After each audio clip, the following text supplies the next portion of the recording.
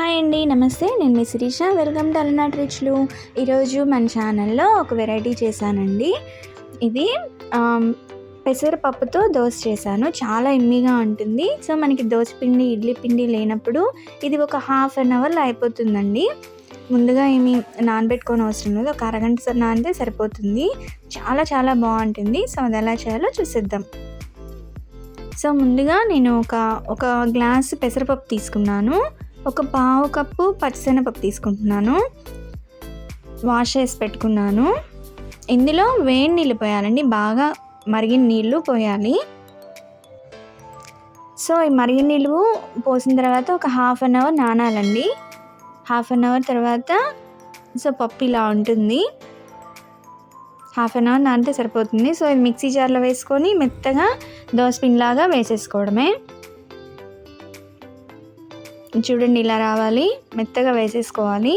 దీంట్లో ఏ బియ్య పిండి, గోధుమ పిండి ఏం యాడ్ చేయని అవసరం లేదు. చాలా చక్కగా వస్తాయి ఈ దోశలు.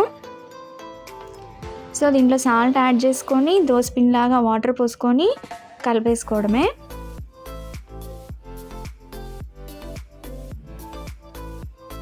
సో ప్యాన్ హీట్ చేసుకున్నాను. ఒక గరిటె వేసి ఇట్లాగా స్ప్రెడ్ చేసుకోవాలి. బాగా పలుచగా వస్తాయండి దోశలు, ఏం విరిగిపోవు, చాలా బాగా వస్తాయి.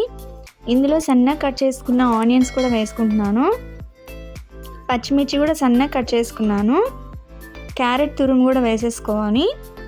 మీ ఇష్టం అండి, ఇంకా ఏదైనా ఇంగ్రీడియంట్స్ వేసుకోవాలనుకున్నా వేసుకోండి. సో పైన కొంచెం సాల్ట్ చల్లేసుకుంటున్నాను. ఆయిల్ కూడా వేసేసి బాగా వేయించుకోవాలి, ఒక్క సైడే వేయించుకోవాలి.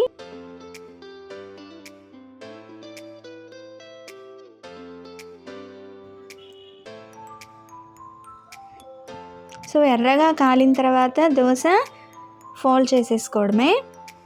చాలా ఈజీగా అయిపోతుందండి. ఒక హాఫ్ అన్ అవర్లో మనకి బ్రేక్ఫాస్ట్ రెడీ అయిపోతుంది. ఎమ్మీగా ఉంటుంది.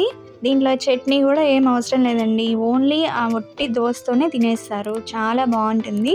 సో మీరు కూడా ట్రై చేయండి. ట్రై చేసి ఎలా వచ్చిందో కామెంట్ కూడా చేయండి. వీడియో నచ్చితే లైక్ చేయండి, షేర్ చేయండి, సబ్స్క్రైబ్ మాత్రం మర్చిపోవద్దండి. కొత్తగా చూసేవాళ్ళు పక్కన బెల్ బటన్ ఉంటుందండి, అది నొక్కడం మర్చిపోవద్దు. Thank you for watching.